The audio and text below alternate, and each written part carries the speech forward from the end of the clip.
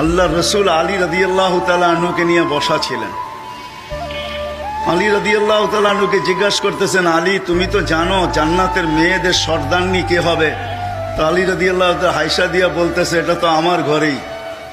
বলছে, এটাও তো তুমি জানো যে যুবকদের সর্দার কে হবে? বলছে, ইয়া রাসূলুল্লাহ, এটাও তো আমার ঘরে। তো বলছে, তাইলে বলো আমার জান্নাতের উম্মতদের বয়স্কদের সর্দার কে হবে? তো বলছে, ইয়া রাসূলুল্লাহ, এটা তো জানি না। ওই সময় আবু বকর ওমর রাদিয়াল্লাহু তাআলা আনহু আসতেছিলেন সামনের থেকে। তো আল্লাহর রসুল ইঙ্গিত দিয়ে হাসতে হাসতে বলতেছিলেন, এই দুইজন হবে আমার জান্নাতের বয়স্কদের সর্দার। বলতে বলতে ওনারও কাছে চলে আসছেন।